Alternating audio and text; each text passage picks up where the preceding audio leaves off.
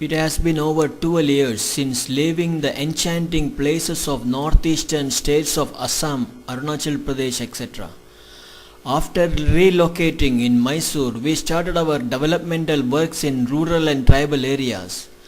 Mysore has its own charm with large number of palaces and wide but crowded roads with huge trees on both sides planted so thoughtfully by the earlier princely rulers. The climate here is very moderate. It generally varies from 15 degrees Celsius in winter to 35 degrees in summer. After going through the chilling winter of Himalayan terrain, I often wonder why people in Mysore use sweaters etc. during the winter. It is not uncommon to see school and college going students wearing sweaters right from October to late May. Surely the news of temperature touching 7.7 Celsius in January 2012 in Mysore must have encouraged them a lot. While working in Mysore, often the sweet memories of the exotic places and wonderful people of Northeast India keep coming back to the mind. The repeated requests from some of them there to plan for a trip could never materialize so far because of the works that were started in South India. But finally, the repeated request from senior colleague Sri Satyanarayanji, working there since the 80s, settled the issue once for all, and we started planning in April 2012 for a trip to Northeast in November 2012. We were also keen to ensure that the trip contributed to the development and strengthening of the work our colleague has been carrying out there single-handedly. Sri Bhushan was asked to liaison with the Northeastern friends and fix programs targeting the students and teachers to coincide with the trip. The moment the plan was made public, our Chennai friends Sri Nagesh and Sukumar decided to join us. Both of them were our colleagues in Northeast. They have, since returning from there, settled down in Chennai and acquired sizable domestic baggage. Naturally, they want to use the visit to showcase the Northeast to their family members as well. They have every reason for it, as it was for that region that they sacrificed their youth, energy and career. Their imagination, like that of many, was fired by the speeches of Swami Vivekananda, exhorting young men to commit to the cause of the motherland and her people.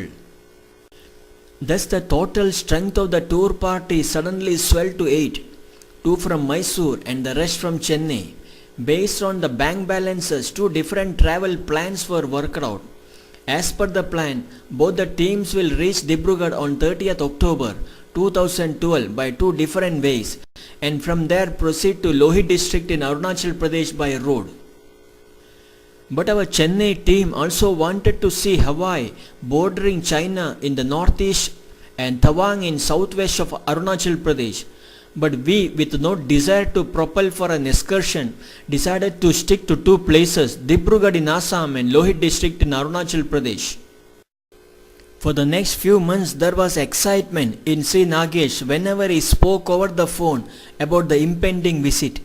He was excited that his wife and son will be seeing those beautiful places in the coming months. But somewhere at the back of my mind there was a lurking fear that all of us are not going to be part of the trip. But for the sake of not disheartening him, I never revealed it to him except once when I replied very curtly with the words, "Let us see." And Sri Nagesh was intelligent enough to understand the meaning of those simple words. Standing this side of the phone line, I could sense a sudden change of mood in him as he ended the phone conversation that day. As the dates for the visit neared, Sri Sukumar backed out citing personal reason, and Sri Nagesh was crestfallen. There was huge disappointment in his words when he conveyed the news of him also cancelling the tickets. The reason given by him was interesting and has deep philosophical meaning, none to give company to his baggage. That once again only underlined the significance of those one-liners written and popularized by Indian Railways, "Travel light." The only difference was in Nagesh's case, it meant entirely different thing.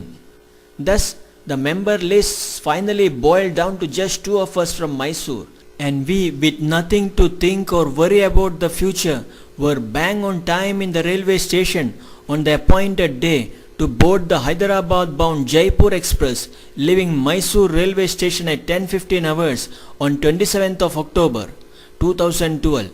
And true to the quality standards in Southwestern Railways, the train started right on time.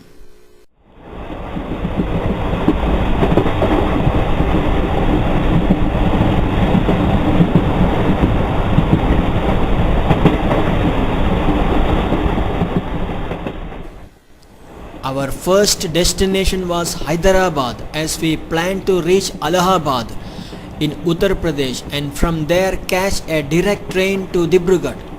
It has two advantages. One, we could meet one of our dear friends Sri Ramesh Kapoor, and second, we could avoid the crowd and the related issues generally seen on the Bangalore-Dibrugarh train. After leaving Mysore, the train journeyed across Mandya, Ramanagaram districts before entering into Bangalore city.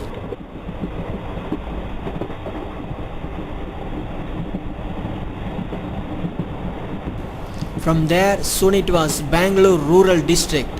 The district is basically endowed with agricultural and horticultural crops. For many years now, weaving has also been a major occupation for a large number of people. The soil and such climatic conditions are congenial for cultivation of mulberry and rearing of silkworm and production of silk.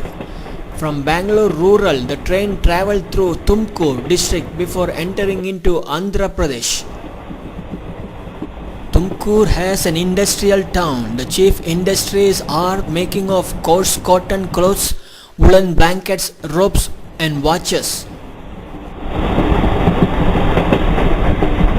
From Tumkur, the train entered into Andhra Pradesh via Anantapura district. It is the largest district of Andhra Pradesh. Hyderabad city is just 350 kilometers from there. Its northern and central portions are high plateau, generally undulating with large granite rocks or low hills ranges rising occasionally above its surface. 6 rivers flow within the district: Penna, Chitravati, Vedavati, Papagni, Swarnamukhi and Tadakkaleru. By the time it was in Anantapur district, it was already dusk. We went for an early bed, as the train was expected to reach Kachiguda in the wee hours of the following day. The train maintained its schedule by arriving at Kachiguda station at 2:05 am on 28 October 2012.